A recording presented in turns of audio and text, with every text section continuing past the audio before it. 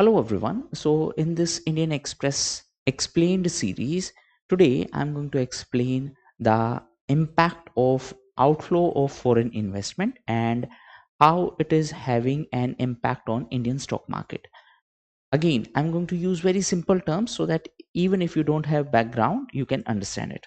Let's try to simplify it. So let's say this is our country, India, and this is some other country, or let's say this is rest of the world. Now companies will invest into India. Foreign companies will invest into India. Basically they are referred as FII, foreign institutional investors. Whenever they will invest money in India, what currency they will bring? For the sake of understanding, they will bring dollars. So this will lead to inflow of dollars. Okay. Now, why they would invest into India? Because let's say if Indian companies are growing at a faster rate, they will earn more money. And if they will earn more money, the investors will also earn more money. As simple as that. For the understanding, I am taking a very basic example. Let's say there is Tata Motors. So if Tata Motors is going to sell more cars, what will happen? The profit of Tata Motors will go upwards. Subsequently, the share price will go upward. Therefore, the investor who has invested into Tata Motors will earn more money.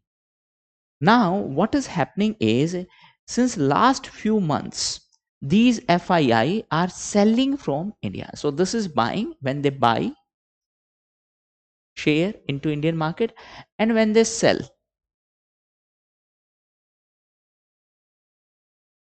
if they are going to sell, by default which currency they will take away? They will take away the dollar. So this will lead to dollar outflow. Outflow means dollar is going away from India. So because of this, what will happen? The supply of dollar will go down. Supply of dollar in comparison to rupee I am talking about. Therefore, dollar rupee. So what will happen in this equation? Dollar will become stronger because we have limited supply. Why we have limited supply? Because of this outflow. So dollar will become strong and rupee will become weak. That is why you might have noticed that rupee is touching its all-time low. That means all-time low in the sense that it has depreciated significantly. It is crossing, or it is almost 90. 90 means $1 is equals to almost 90 rupees. Okay. Now question is why they are selling. One reason is that they are getting good investment opportunity in USA. But more than that, the reason lies in India itself. Understand, in case of India, as of now, the consumption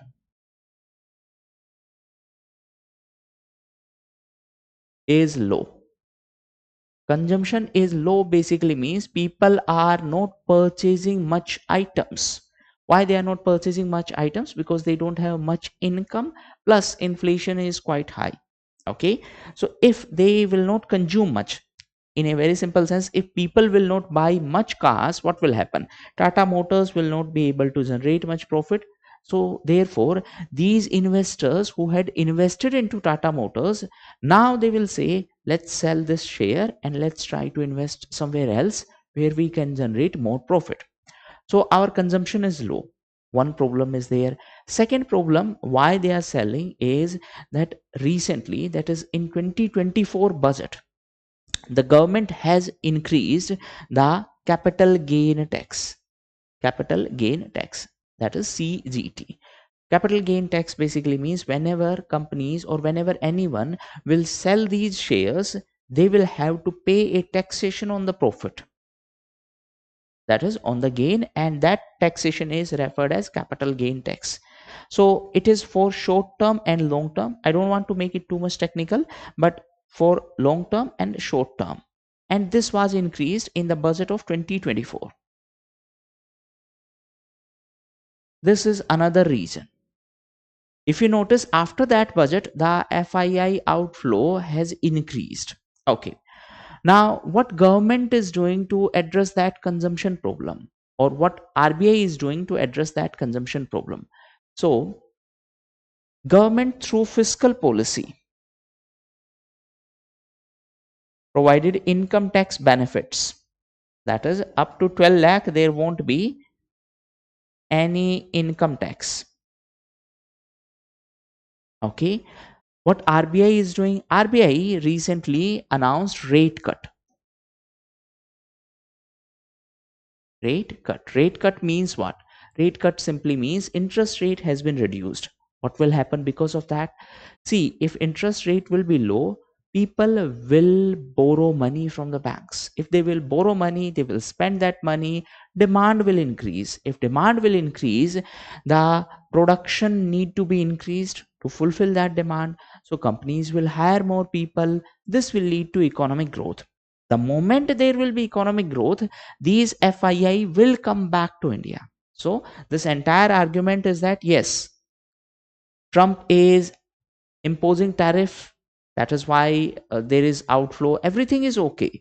But the biggest reason for outflow of FII is our own domestic consumption. In fact, if you have seen the today's growth data, today's basically means recently third quarter growth data was released, and it is quite low. It is I think 6.2% in comparison to last time it was roughly 9%, 9.2 something.